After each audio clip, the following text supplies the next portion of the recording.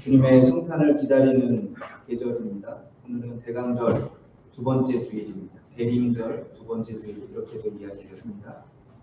오늘 보면 빌립보서 2장 5절 말씀에 보면 이렇게 기록하고 있죠. 너희 안에 이 마음을 품으라. 곧 그리스도 예수의 마음이니. 예수님의 마음을 품으라고 우리를 권면합니다. 사도 바울이 이 땅에 오신 주님을 기다리면서 우리 안에 주님의 마음을 품을 수 있게 간절히 소원합니다. 어떤 마음을 품는가 참 중요하죠. 그렇죠? 마음에 따라서요 말이 달라지고, 말에 따라서 행동이 달라지고, 행동에 따라서 삶이 달라지고, 삶에 따라서 인생이 달라지게 됩니다. 사실 가장 중요한 건 마음입니다. 마태복음 15장에 보면 예수님이 바리새인들과 논쟁을 하는 그런 내용이에요. 논쟁장 이렇게 얘기하는데, 무엇을 가지고 논쟁하냐면 정결법에 대해서 논쟁합니다. 예수님의 제자들이 너무 배가 고프니까 손을 씻지 않고 음식을 먹었어요. 그러니까 그거 보고 이제 바리새인들이 막 지적하는 겁니다. 그렇게 얘기하는 거예요. 저렇게 하면 장로들이 유전을 범한 것이다. 하나님의 말씀을 어긴 것이다. 이러면서 막 지적을 합니다. 그때 예수님이 그들에게 하셨던 말씀 기억하십니까? 예수께서 가라사대 너희도 아직까지 깨달음이 없느냐? 입으로 들어가는 모든 것은 배로 들어가서 귀로 내어 버려지는 줄 알지 못하느냐? 입에서 나오는 것들은 마음에서 나오나니 이것이야말로 사람을 더럽게 합니다. 마음에서 나오는 것은 악한 생각과 살인과 간음과 음란과 도적질과 거짓 증거와 회방이니 이런 것들이 사람을 더럽게 하는 것이요 씻지 않은 손으로 먹는 것은 사람을 더럽게 하지 못하느니라. 예수님도 그렇게 말씀합니다. 중요한 거 뭔지 아세요? 마음입니다. 왜냐하면 마음에 있는 게 금방 드러납니다. 아무리 숨기려고 해도요 마음에 있는 게 드러납니다. 말로도 드러나고 행동으로도 드러나고요 뒷모습으로도 드러납니다. 어떤 마음을 품는가? 성탄을 기다리면서 우리가 예수 그리스도의 마음을 품기를 소원합니다. 여러분 잘 생각해 보세요. 우리가 말씀을 그냥 듣고 그게 중요하지 않은 것 같아요. 저도 요즘 보면서 자꾸 느끼는 건 정말 점검하는 게 중요해요. 나는 과연 어떤가 잘 들여다보는 게 중요해요. 여러분 속에 예수 그리스도의 마음이 있습니까? 어떠세요? 대강절입니다. 예수님의 마음을 품고 주님을 본받는 저와 여러분이 되시길 주님의 축원합니다. 빌립보서 1장 2장 1절 2절 말씀을 한번 같이 한번 읽어볼까요? 오늘 보면 1절 2절 말씀입니다. 시작.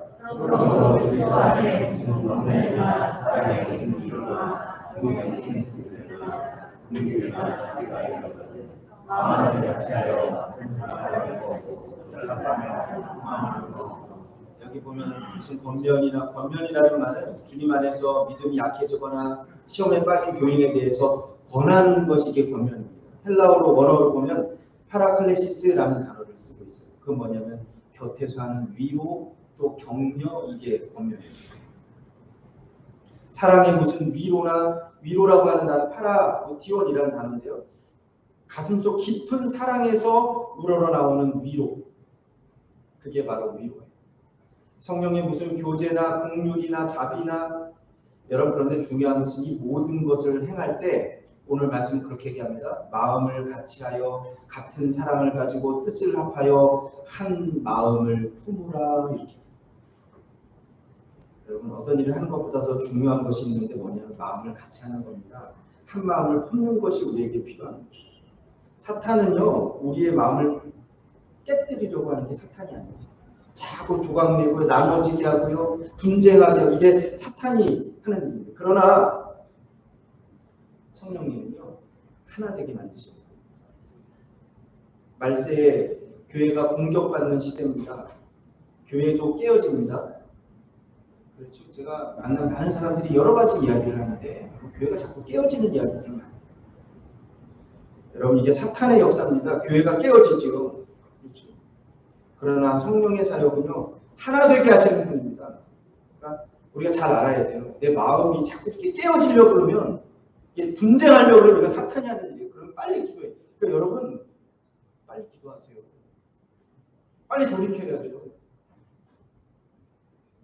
마지막 때 교회가 흔들립니다. 교회가 많이 깨어집니다. 코로나가 되면서 가장 큰 어려움이 뭘까? 가장 큰 어려움은 교회가 깨어집니다. 교회가요, 이게 의견이 예배에 대한 것들도 딱 깨어지기 시작하고요. 빌립보서 1장 27절에서 28절 말씀 제가 한번 읽어보겠습니다. 오직 너희는 그리스도의 복음에 합당하게 생활하라. 이는 내가 너희에게 가보나 떠나 있으나 너희가 한 마음으로 서서 한 뜻으로 복음의 신앙을 위하여 협력하는 것과 무슨 일에든지 대적하는 자들 때문에 두려워하지 아니하는 이 일을 듣고자 합니다. 이것이 그들에게는 멸망의 증거요 너희에게는 구원의 증거니 이는 하나님께로부터 나는 것이다. 여러분, 한 마음을 품는 것, 하나가 되는 것, 이는 하나님께로부터 난 것이라 이렇게 말씀합니다. 어떻게 한 마음이 될 수 있을까요? 어떻게 한 뜻을 품을 수 있을까요? 여러분, 사실은 그런 것 같아요. 서로 사랑해야 되고 용서해야 되죠. 현대 신학자 중에 에밀 브러너라고 하는 아주 유명한 분이 있습니다. 이분이 친구 간에 상처를 주고받은 친구가 있어요. 그래서 너무 상처를 받아서 자기도 연락을 안 하고 만나지도 않고 그렇게 오랜 시간이 지났습니다. 그러다가 어느 날 신학자니까 말씀을 읽다가 말씀 때문에 이게 막 마음속에서 부딪히는 거예요. 막 갈등이 됩니다. 말씀 보니까 먼저 용서해라, 원수도 사랑하라 그러잖아요. 마태복음 5장을 읽는데요. 마음에 감동을 받았어요. 거기 보면 그렇게 나오거든요. 하나님께 예물을 드리려거든 먼저 형제와 화목하고 그 후에 와서 예물을 드려라. 먼저 예배를 드리려고 나오다가 보니까 나랑 싸운 친구가 있는데 근데 하나님이 그러시거든요. 근데 그러면 안 돼요. 먼저 가서 화목하고 화해하고 와서 예배를 드려라. 이분이요 마음의 감동. 여러분 마음속에 감동받으면 그대로 좀 하시길 바랍니다. 마음에 감동받았는데 도저히 안 해. 그냥 마음 말씀은 말씀이고 그냥 나는 나. 그러면 안 돼요. 여러분. 그렇죠? 이분이 마음에 감동을 받아서 내가 이러면 안 되겠다. 그래서 발걸음을요 옮겼어. 친구에게 편지를 썼어요. 친구야 이거 편지를 써. 답장이 안 와요. 마음이 상했으니까 두 번 또 편지를 답장이 안 와요. 5번 편지를 보냈습니다. 그런데 아무 연락이 없어요. 이제 곧 해가 바뀌는데 12월 31일 이분이 생각하는 겁니다. 해가 바뀌기 전에 내가 친구와 화해를 해야 되겠다 생각을. 그래서요 친구 집을 찾아가요. 어려운 발걸음이죠. 찾아가서 초인종을 누릅니다. 그래서 한참 후에 문이 열리고 친구가 나왔어요. 이 에밀 브루너 이분이 친구를 보고 아무 말 안 하고 친구를 안았어요. 안고 눈물을 흘립니다. 뜨거운 눈물을 흘려요. 그 눈물을 흘리면서 돌처럼 단단했던 자기 마음이 이렇게 녹아내렸어요. 그리고 친구의 마음도 같이 녹아내렸어요. 그리고 화해를 했습니다. 너희 안에 이 마음을 품으라고 그리스도 예수의 마음이니 여러분 예수 그리스도의 마음을 품을 때 용서하고 화해하고 하나가 될 수 있습니다. 우리가 대강절을 보내고 있습니다. 하나된 마음이 회복되길 주님의 이름으로 축원합니다. 혹시 여러분 가운데 풀어야 될 사람이 있다면 내가 아직 깨어진 것이 있다면 여러분이 대강절에요 하나가 되는 그런 귀한 은혜가 있길 주님의 이름으로 축원합니다. 그때는 아멘 하는 겁니다. 그렇죠? 아멘하고 또 그대로 해야지. 두 번째로 우리 3절 말씀 같이 한번 읽어볼까요? 3절 말씀을 같이 한번 읽어보겠습니다. 시작.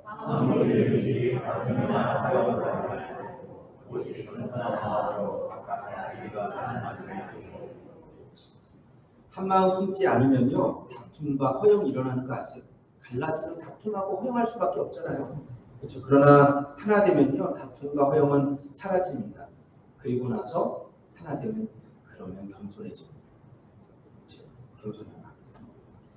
한국 카톨릭 최초의 추기경이셨던 고 김수환 추기경에 대한 이야기. 물론 카톨릭이지만 그분 많은 사람들에게 존경을 받았던 분이죠. 그분이 2009년 2월 달에 선종하셨어요. 이 선종이 무슨 말인가 찾아봤더니 카톨릭에서 서거했다 이 말을 선종이라고 쓰더라고요. 카톨릭 영어입니다. 이거는. 근데 이분이요 생전에 외국어를 정말 잘하셨대요. 영어도 잘하고 프랑스어도 잘하고 또 라틴어까지 그렇게 잘했다고. 어느 날 한 기자가 와서 질문을 합니다. 추기경님 어떻게 그렇게 외국어를 그렇게 잘할 수 있습니까? 영어도 잘하고 프랑스어, 라틴어까지 그렇게 그 비결이 무엇입니까? 그렇게 물었어요. 그랬더니 이 추기경님이 그렇게 얘기해요. 핑긋 웃으면서 잘하긴요. 제가 뭘 잘하겠습니까? 그냥 인사할 정도 합니다. 그러면서 그 뒤에 덧붙여서 그렇게 얘기해요. 그런데 제가 그거 말고 진짜 잘하는 말이 있습니다. 그랬더니 기자가 눈이 반짝반짝해져서 아니 영어보다도 프랑스, 라틴어보다도 더 잘하는 말이 있습니까? 예, 있습니다. 아, 그게 뭡니까? 이렇게 물어봤어요. 그랬더니 김수환 추경이 그렇게 얘기했대. 제가 정말 잘하는, 제일 잘하는 말인데 그 말은 거짓말입니다. 여러분 그 일화가요 그분의 인격을 보여주는 겁니다. 얼마나 겸손한지요. 그러니까 존경받았지요. 이분이 사실 종교와 관계없이 많이 존경을 받았던 겁니다. 여러분 말세에 우리에게 가장 필요한 신앙의 덕목이 있는데 그게 뭔지 아세요? 그게 바로 겸손입니다. 겸손. 성 어거스틴은요 우리에게 그렇게 얘기합니다. 그리스도인에게 가장 중요한 덕목 첫 번째는 겸손입니다. 두 번째는 겸손입니다. 세 번째는 예수님도 마태복음 11장 29절에 그렇게 말씀합니다. 나는 마음이 온유하고 겸손하니 나의 멍에를 메고 내게 배우라. 그리하면 너희 마음이 쉼을 얻으리라. 여러분 예수님의 마음도 예수님도요 온유하고 겸손한 분이었어요. 우리도 좀 온유하고 겸손하길 바랍니다. 어떤 분 막 날이 서 있어요. 어떻게 가서 말도 못 붙일 정도. 온유하시길 바랍니다. 겸손하길 바랍니다. 사탄은 우리가 자꾸 교만하게 해요. 요즘 뭐 자기 PR 시대다. 이건 세상 얘기예요. 반대로 성령은요 겸손하게 하십니다. 우리 교회 표어가 뭔지 아시죠? 여러분 주보 맨날 보잖아요. 주보 보면 여기에 보면요 표어가 있어요. 하나, 둘, 세 개가 있다니까요. 자랑하는 교회, 칭찬하는 교회. 세 번째가 뭔지 아세요? 남을 나보다 낫게 여기는 교회. 이거예요, 여러분. 이게 우리 교회 표어예요. 이것 정도는 알아야지. 그게 바로 오늘 본문에서 나온 겁니다. 우리 교회가 남을 나보다 더 낫게 여기는 교회가 되길 간절히 소원합니다. 네. 마지막 시대 가운데 좀 겸손한 교회가 되었으면 좋겠습니다. 겸손한 성도들이 되었으면 좋겠습니다. 너희 안에 이 마음을 품으라. 곧 그리스도 예수의 마음이니. 그게 바로 겸손이에요. 그러니까 우리가 좀 이렇게 잘 들여다보세요. 내 마음을. 내 마음속에 겸손이 있는가. 없다면요. 좀 하나님께 기도하시길 바랍니다. 하나님. 세례문답할 때 가장 중요한 게 뭐냐면 저는 그렇게 생각해요. 은혜다라는 거, 은혜다. 오직 은혜 종교개혁자들 아까 찬양하는데 저는 오랜만에 우리 찬양대 참 울컥했으니까요. 오직 은혜, 은혜, 은혜 세 번 하더라고요. 내 삶에 당연한 것은 없었다는 것, 저 그 처음 듣는 찬양인데 제 귀에 확, 제 마음속에 확 눈물이 막 울컥하더라고요. 그거 잊어버리면 안 됩니다. 그렇죠? 오직 은혜예요. 여러분 내가 나 된 것이 하나님의 은혜라. 그러면 하나도 내세울 게 없어요. 결국은요 그러면 겸손할 수밖에 없어요. 이 대강절 겸손이 회복되어야 됩니다. 지금 겸손하시길 바랍니다. 제가 오늘 아침에요 설교 어제 준비하고 이제 보내자. 사실은 제가 이제 목사님이 사실은 오늘 부임을 했어야지 저를 좀 도와주는데 없으니까 왜 이렇게 막 바쁜지 모르겠어요. 어떤 분 저한테 목사님 제가 도와드릴 하나도 없어요. 저 도와드릴 일. 교역장 하는 일이니까 저만 바쁜 거예요 그냥. 어쨌든 아침에 제가 새벽에 일어나가지고요 또 해야 될 일이 있어요. 집에서도 바빠도. 강아지는 또 산책을 시켜야 돼요. 강아지 산책시키는데 조금 생각하는 말씀을 오늘 어떻게 전할까 생각하는데요. 딱 제 마음속에 그래, 참 우리가 교만할 게 참 얼마나 많은지 아세요? 돈 많아도 교만해요. 그렇죠? 잡았다는 띵기에 우리의 어떤 위치가 높아져도 또 교만해요. 공부를 많이 한 사람도 교만해. 근데 심지어는 한국 사람이요, 나이가 많아도 교만하더라고요. 그 참 희한해, 그렇죠? 지난 주간에 어떤 선교사님 저한테 왔어요. 선교사님이 와서 저랑 오랜만에 막 밤 늦게까지 얘기하고 가셨는데 그분이 상처받은 이야기를 하더라고요. 어디 갔대요. 선교사님들 모임을 갔대요.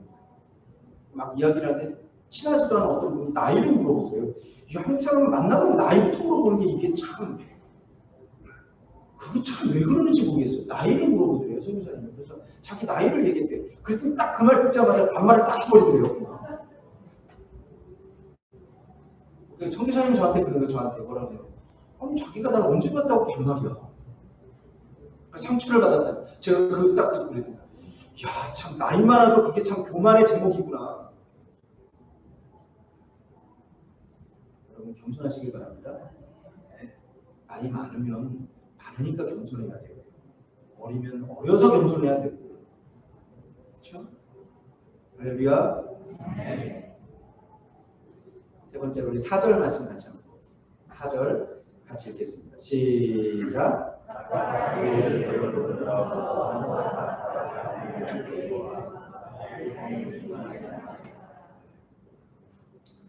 이 빌립보서 교회의 특징이 있습니다. 이게 빌립보서잖아요. 이거 오늘 우리가 읽은 게. 이 빌립보 교회의 특징이 있는데 그게 뭐냐면 이 교회는요, 기쁨을 잃어버린 교회입니다. 그래서요, 빌립보서 읽어보면 기쁨이라는 단어가 정말 많이 나옵니다. 이게 옥중서신이에요. 사도 바울이 감옥에, 로마의 감옥에서 썼는데도 불구하고 기뻐하라 그 말이 얼마나 많이 나오죠. 왜냐하면 기쁨을 잃어버린 교회이기 때문에. 빌립보서 4장 4절 말씀에 보면요, 주 안에서 항상 기뻐하라, 내가 다시 말하노니 기뻐하라, 반복하고 있잖아요. 어떻게 기쁨을 회복할 수 있는가? 오늘 말씀에 보면 그렇게 자기 일을 돌아볼 뿐더러 다른 사람의 일을 돌보아 나의 기쁨을 충만하게 하라. 여러분, 이게 비밀입니다. 다른 사람의 일을 돌아볼 때 그때 기쁨이 회복되는 거예요. 기쁨이 충만하게 되는 겁니다. 자기도 기뻐요. 그러나 자기만 기쁜 것이 아니라 오늘 본문처럼 보는 게 그렇게 되면 주의 종이었던 사도 바울도 기쁘고요. 또 주님도 기뻐하시고. 말세의 특징이 뭐냐면 말세 특징 그거예요. 돌아보지 않는 지대. 자기밖에 신경 쓰지 않아요. 결국은 그래서 어떻게 되는지 아세요? 기쁨을 잃어버리는 거예요. 그렇죠? 개인주의, 이기주의, 극단적인 이기주의 막 그런 얘기죠. 여러분 요즘 그런 얘기 많이 합니다. 한국에서 고독사 옆에서 누가 죽어도 모르는 일일까요? 죽어서 막 얼마 만에 막 발견이 되고 미라가 돼서 발견. 주중에 안하수 부사님 한국 다녀오셔서 교회 와서 인사를 오셨어요. 몇 달간 지금 딱 한국에 계셨는데 저한테 그러더라고요. 큰일을 정말 많이 치렀다. 결혼식을 2번이나 하고 장례식을 3번이나 치르고 그렇게 얘기했어요. 안 집사님이 여러분 축하해 주셨어요. 딸이 2 있는데 그 짧은 기간 한국 갔다 오면서 2 딸을 다 결혼시키고 오셨어요. 그렇죠? 코로나 시국이라서 지금 얼마나 힘드니까 첫째 딸 결혼할 때는요, 방역이 이게 강화가 돼가지고 10명도 못 모이고 손님도 못 부르고 신랑 9명, 신부 9명 이렇게 모였던 것 같아요. 근데 둘째 딸은 다행히 좀 이게 좀 풀려가지고 많은 사람들 하객으로 참석을 했다고 합니다. 그래서 감사하게 우리 교회 대표로 이유기 집사님이 제 대신 가서 참석하고 오셨어요. 감사합니다, 집사님. 안 집사님 그렇게 고백해요. 참 감사합니다. 그렇게 고백해요. 요즘은요, 결혼 소식 왜 안 하는지 아세요? 내가 남을 위해서 희생하지 않겠다. 돌아보지 않겠다는 겁니다. 결과가 어떻게 되는지 아세요? 기쁨이 사라져버렸어요. 기쁨이 사라졌어요. 성탄은 기쁨의 계절입니다. 어떻게 우리가 기쁨을 회복할 수 있는가? 여러분 오늘 말씀처럼 다른 사람의 일을 돌아보시길 주님의 이름으로 축원합니다. 한국에 난 때는 요쯤 되면 막 이렇게 기사가 크게 나요. 막 한국의 길거리에 뭐가 등장했다 그러면 자선남비 들어보셨죠? 자선남비가 드디어 등장을 했다 막 그러면서 막 이게 뉴스가 크게 돼요. 올해는요 올해도요. 지난주 12월 며칠인가? 6일인가? 자선남비가 등장을 했대요. 근데 별로 이렇게 크게 얘기하지 않아요. 여러분, 자선남비는 구세군교회, 한국교회가요 하는 중요한 일입니다. 이게 바로 남을 돌보는 일입니다. 왠지 아세요? 기쁨을 위해서 그렇게 합니다. 나눔을 실천하고 다른 사람을 돌보는 사람들이 고백하는 내용들을 가만히 들어보면요, 그렇게 돼요. 남을 돌보고 남을 구제하고, 그런데 그렇게 했더니 내 삶의 의미를 찾고 내 삶 속에 기쁨을 내가 찾았습니다. 그런 고백 많이 합니다. 자선남비 나올 때마다 그런 내용 나오죠. 해마다 이름도 없이 빛도 없이 수억 원을 막 이렇게 명의 사람들이 놓고 가는 일들이 있습니다. 여러분, 올해도 이 성탄, 대강절, 주님을 기다리는 이 시간에 우리의 기쁨이 회복되어지길 주님의 이름으로 축원합니다. 다른 사람 돌보는 모든 사람들에게 주님이 기쁨을 주실 줄로 믿습니다. 너희 안에 이 마음을 품으라고 그리스도 예수의 마음이 대강절입니다. 여러분의 기쁨이 회복되시길 주님의 이름으로 축원합니다. 이제 좀 다른 사람 좀 돌보시길 바랍니다. 코로나로 나도 힘들어요. 우리도 힘들어요. 그러나 돌아가야죠. 오늘 말씀을 간단하게 정리합니다. 제가 이게 좀 정리할 필요가 있어요. 왜냐하면 그래야지 여러분들이 이 말씀 좀 적용하지 않겠어요? 우리가 본받아야 될, 우리가 품어야 될 그리스도의 마음이 무엇인가? 여러분, 첫 번째, 마음이 하나 되어야 됩니다. 한 마음 품기를 바랍니다. 두 번째로 겸손하시길 바랍니다. 첫째도 겸손, 둘째도 겸손, 셋째도 겸손. 이게 바로 주님의 마음이죠. 이 빌립보서는요, 이 겸손에 대해서, 주님의 겸손에 대해서 아주 중요하게 잘 기록하고 있어요. 빌립보서 2장 6절에서 8절 우리가 읽지는 않아요. 이게 바로 예수 그리스도의 겸손에 대한 겁니다. 우리 한번 6절, 8절까지 말씀을 한번 같이 읽어볼까요? 2장 6절에서 8절. 예수님의 겸손입니다. 우리가 본받아야 돼요. 같이 읽겠습니다. 시작.